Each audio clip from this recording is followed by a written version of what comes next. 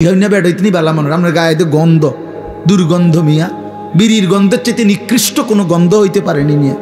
তাইলে কোন বিড়িখোর তো পবিত্র মানুষ হইতে পারে না, কাউ না মিয়া।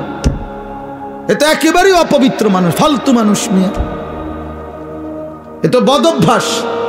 কোরআনুল কারীমে আল্লাহ বলছেন জাহান্নামীদের খাবার, জাহান্নামে যেটা দেওয়া হবে, লা ইউসমিনু ওয়ালা ইউগনি মিন জু'। জাহান্নামী খাবারের মধ্যে কোনো পুষ্টি নাই, এটা তার শরীরের মধ্যে কোনো স্বাস্থ্য বাড়াবে না, আবার ক্ষুধাও মিটাবে না। কোরআনের আয়াত। ঠিক বিড়ি সিগারেট এরকম যে এটার দ্বারা কোনো স্বাস্থ্যও বাড়ে না, ক্ষুধাও নিবারণ হয় না। এই জন্য বিড়ি সিগারেট জাহান্নামীদের খাবার, জাহান্নামীদের খাবার, জাহান্নামীদের খাবার, জাহান্নামী খাবার। আগুন কোনো মোমেনের পছন্দ হইতে পারে না। মুসলমানের পছন্দ আগুন, নাকে মুখে দিয়া আগুন বাহির করা, এটা কোনো ইমানদারের প্রিয় পছন্দ হতেই পারে না, কোনো যুক্তি নাই। একেবারে ফালতু ছাড়া, বদভ্যাস ছাড়া। আখিরাত যার মনে নাই, পরকাল যার মনে নাই, কবর বলতে কিছুই জানে না, এই ব্যক্তির দ্বারা সম্ভব বছরের পর বছর বিড়ি খেয়ে যাও। ভুলে গেছে আখিরাত, মনে নাই আখিরাত, ও কিছুই মনে করে না আখিরাতে।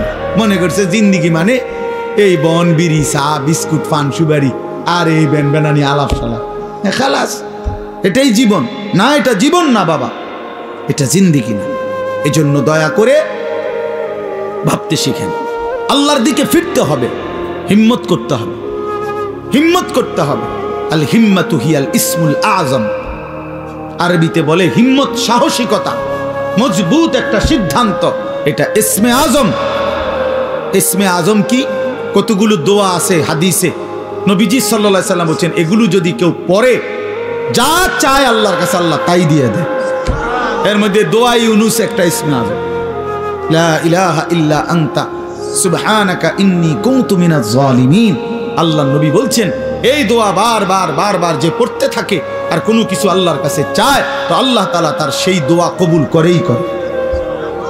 পরে কুল হুয়াল্লাহু আহাদ, এই সূরাটা ইসমে আযম, এটা একটা ইসমে আযম। কেউ যদি বারবার কুল হুয়াল্লাহু আহাদ এই সূরা বারবার পড়তে পড়তে আল্লাহর কাছে দোয়া করতে থাকে, তো আল্লাহ তাআলা তার সেই দোয়া পূরণ করেই দেয়। ইসমে আযম বলে এটা।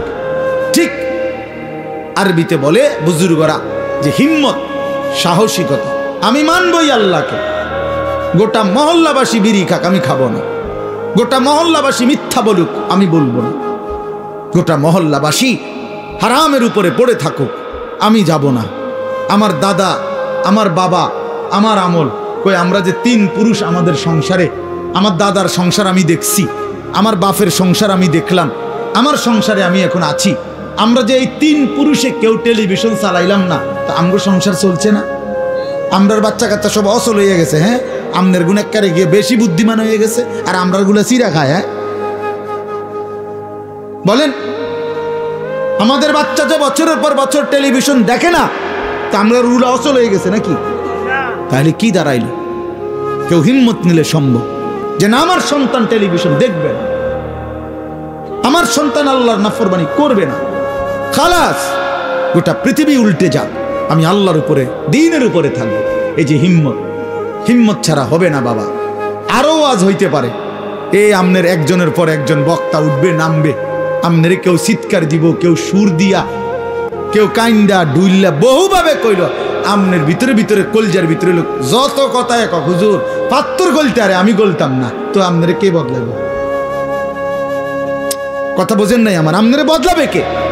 আমনের সিদ্ধান্ত যে হুজুর, আহারে হুজুর, আমনের মতো দেড় বইরা হুজুর বেড়া আব্দুল কাদের জিলানির আব্বা কইলো আমি বিড়ি খানা ছাড়তাম না, তো আমনেরে ছুটাইবে কে?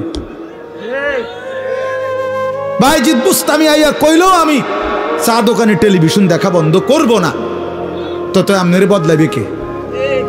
আপনি তো সিদ্ধান্ত নিছেন গুনার উপরে মজবুত, আল্লাহ তো বলছে ইমানের উপরে মজবুত হইতে, নবী তো বলছে আমলের উপরে মজবুত হইতে, আর আমরা নাফরমানির উপরে মজবুত, নাফরমানির উপর। 30 বছর সুদ খায়, কি চাচা ছাড়তেন না? না ছাড়তাম না। আপনার ভাল লাগে নি? না আমার ভাল লাগে না। আহা মুসলমান, গুনার উপরে অটল, গুনাহের উপরে অটল। তোমরা ছেলেরা যারা বাবা 365 দিনে কোনোদিন নামাজ পড়ো না, তো তুমি সিদ্ধান্ত নিয়ে নিছো তুমি আল্লাহর নাফরমানির উপরে অটল। মনে রাখো বাপ, একদিন ফেরেশতা একটা লাথি দিয়া জাহান্নামে ফেলে দিবে। একটা লাথি দিবে, একটা লাথির লগে জাহান্নামে ফেলবে। মনে রাখো, তামাশা দুনিয়া না বাবা। কি ভাবছো তুমি? পড়ালেখা তো আমরাও করছি, জেনারেল লাইনেও পড়ছি, মাদ্রাসার লাইনেও পড়ছি। যথেষ্ট পরিমাণ পড়ালেখা করেই এটা বুঝছি যে কবর আসলেই সত্য, জাহান্নাম সত্য, জান্নাত সত্য। সত্য। পৃথিবী সৃষ্টি থেকে নিয়ে আজ পর্যন্ত এত নবী, এত রাসূল, এত আউলিয়া, এত বুজুর্গ, এত আলেম, এত কিতাব, এত কিছু মিথ্যা হইতে পারে না। এত কিছু মিথ্যা হইতে পারে না। মিথ্যা এতদিন চলে না, মিথ্যা কথা এতদিন টিকে না। অতএব 1450 বছর থেকে আমাদের নবীর আমল থেকে প্রতিনিয়ত আল্লাহর কথা, কোরআনের কথা, আখিরাতের কথা, কবর হাসরের কথা বলা হচ্ছে, এগুলো মিথ্যা। তাহলে তাহলে কেন ভুলে গেলাম আল্লাহকে? এজন্য আমরা যদি সিদ্ধান্ত নেই যে আমরা আমাদের জীবন গঠন করব, আমি আল্লাহর দ্বীনের উপরে চলবো, তাহলে সম্ভব। সম্ভব কিনা বলেন? এই জন্য আন্তরিক হইতে হয়। এই কথাটা বুঝাইলাম, মনোযোগী হইতে হয়। আন্তরিকতা না দেখাইলে, মনোযোগ না দিলে, আপনি বিষয়টা দিলে উপলব্ধি করতে হবে যে আসলে আমার আল্লাহকে মানা দরকার, আমার রসুল সাল্লাল্লাহু আলাইহি সাল্লামকে আমার মানা দরকার। আমার কবর আছে, আমার কবর হবেই হবে। আমার লগে সবাই না মরুক, আমি মরে যাব। আমার লগে সবাই একই সাথে মরে যাইতে হবে, এটা কোনো জরুরি না। জরুরি কথা বলেন না কেন? এটা জরুরি বিষয়। আমরা সবাই একই দিনে মরতে হইব, তাইলে আমি তো মরে যাব, আমি তো মরেই যাব। হাসলেও মরে যাব, কাঁদলেও মরে যাব, সুখে থাকলেও মৃত্যু, দুঃখে থাকলেও মৃত্যু, অট্টালিকায় থাকলেও মৃত্যু, কুড়ে ঘরে থাকলেও কি মৃত্যু।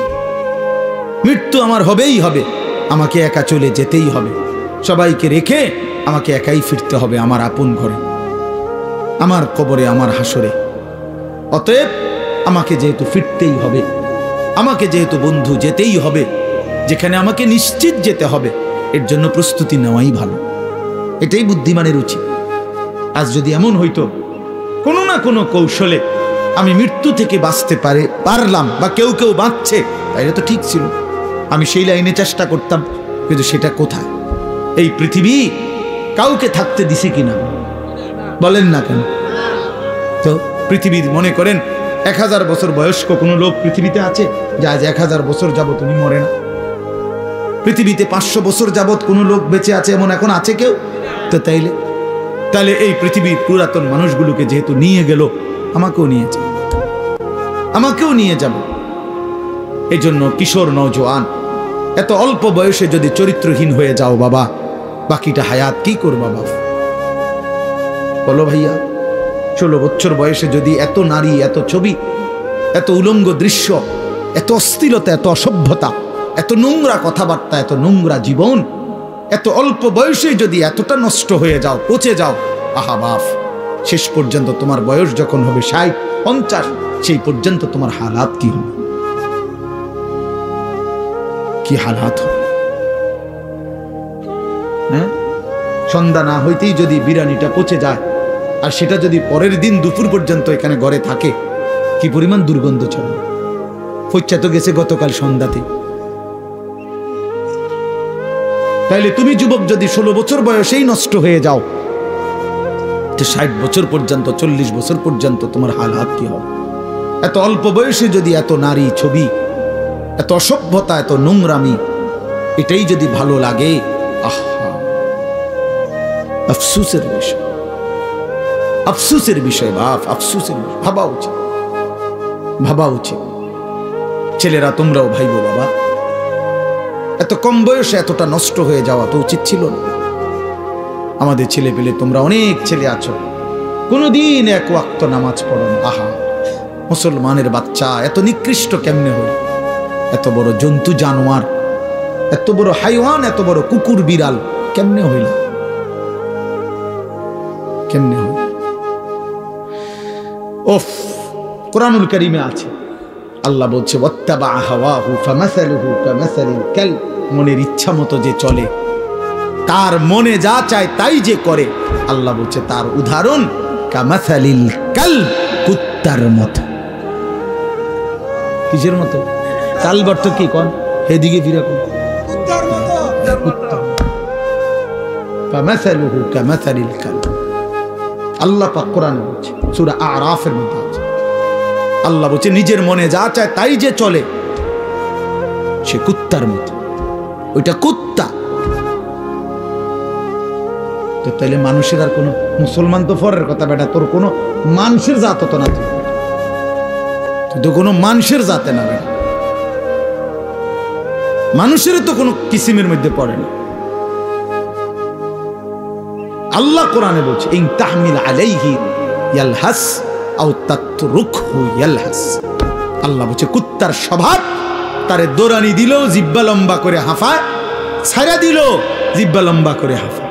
দেখছেন চাচা এরকম কুকুরে দেখেন দৌড়াইতে দৌড়াইতে জিব্বা বাইর করে